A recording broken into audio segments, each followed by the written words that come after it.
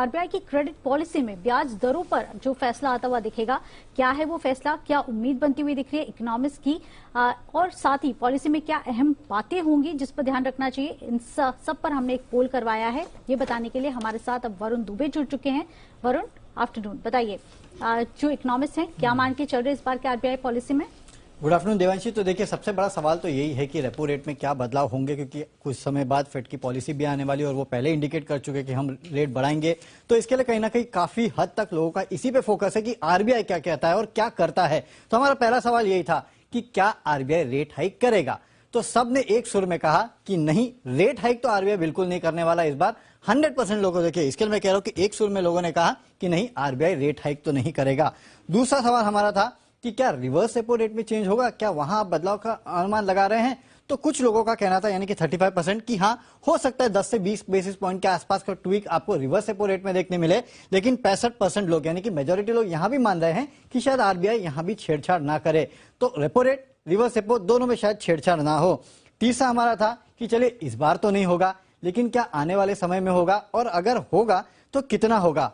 क्या 10 से 20 basis point, या फिर 15 बेसिस पॉइंट, 15 से 25 बेसिस पॉइंट, और 25 से 50 बेसिस पॉइंट। ये 3 ऑप्शन हमने दिए थे और मेजॉरिटी लोग तीसरे ऑप्शन के साथ गए। 70% लोगों ने कहा कि 25 से 50 बेसिस पॉइंट के आसपास का रेट हाइक जो है आपको कैलेंडर ईयर 2022 में देखने मिल सकता है।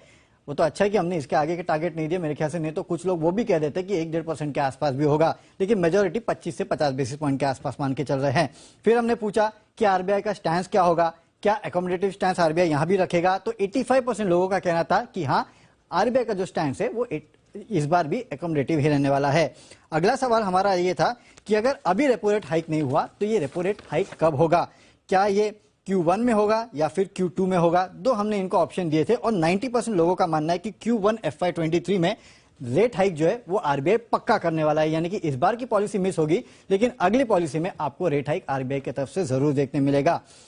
अब रेट से हम आगे बढ़े, हमने सोचा कि चलिए अब जीडीपी और इन्फ्लेशन पे पूछा जाए। तो हमने उनको पूछा कि क्या जीडीपी एस्टीमेट्स पे आरबीआई कोई बदलाव करेगा।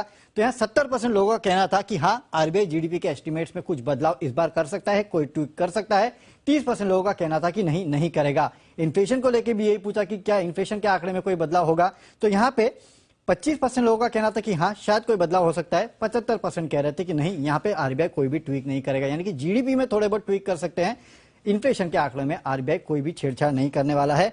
और कहां पे नजर होगी आपके आरबीआई पॉलिसी में, तो खासकर सबकी कमेंट्री पे बजट होगी, इसके अलावा लॉन्ग टर्म रेट्स, और हाँ, और एक चीज जो इस बार बजट में ऐलान हुआ, डिजिटल करेंसी, उसके टाइमलाइन को लेकर आरबीआई क्या कहता है ना, ये भी सबके सब सुनना चाहते हैं।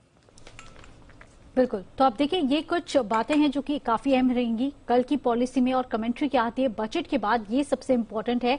और ज्यादातर ये लोग मानते हैं कि इस बार रिवर्स रेपो जो रेट है वो थोड़ा सा हाइक होता हुआ दिख सकता है। और इसके बाद हम देख रहे हैं निफ्टी बैंक मजबूती के साथ कामकाज भी करता हुआ दिख रहा है। शुक्रिया वरुण इस पोल के लिए।